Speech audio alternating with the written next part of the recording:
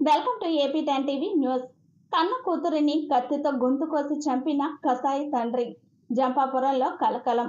కర్నూలు జిల్లా కోసిగి మండలం జంపాపురం గ్రామం ఎస్సీ కాలనీలో మంగళవారం రాత్రి దారుణం చోటు చేసుకోగా బుధవారం నాడు ఉదయం వెలుగు చూసింది. సమాజంలో ఎంతో మంది పిల్లలు లేక ముక్కోటి దేవతలకు మొక్కుకుంటున్న తరుణంలో కనీసం 1.5 సంవత్సరం కూడా నిండని కన్న బిడ్డను కన్న తండ్రి కత్తితో గొంతు కోసి చంపడం గ్రామంలో కలకలం రేపింది. అంత దారుణంగా చంపడానికి చేతులు ఎలా వచ్చాయంటూ పసిపాప మృతదేహాన్ని చూడడానికి వచ్చిన వారు ఆగ్రహం వ్యక్తం చేస్తూ కన్నీరు మున్నీరుగా విలపించారు. కోసిగి మండలం జంపాపురం గ్రామం ఎస్సీ కాలనీలో జరిగిన ఈ సంఘటన గ్రామస్తులను కలించి వేసింది. కోసిగి మండలం జంపాపురం గ్రామానికి చెందిన శాంతాకుమార్, ఆశీర్వాదమ్మ దంపతులకు 1 సంవత్సరం 3 నెలలు కలిగిన వర్షిని సంతానం కాగా భార్య 3 నెలల గర్భవతిగా ఉంది. రోజు మద్యం తాగి శాంతకుమార్ భార్య ఆశీర్వాదమ్మతో గొడవ పడేవాడు.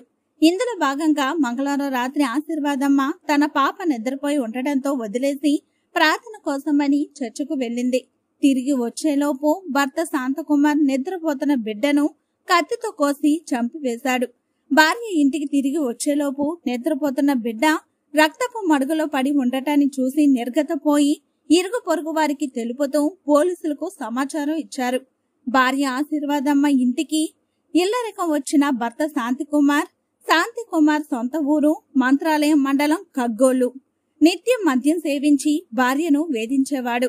కొంతకాలంగా సైకోగా ప్రవర్తిస్తూ భార్యను కొడుతూ ఉండేవాడని గ్రామస్తులు తెలుపుతున్నారు. కాగా సమాచారం అందుకున్న కోసిగి సీఏ ప్రసాద్, ఎస్ఐ సతీష్ కుమార్లు సంఘటన స్థలానికి చేరుకొని గ్రామస్తులను అడిగి తెలుసుకున్నారు.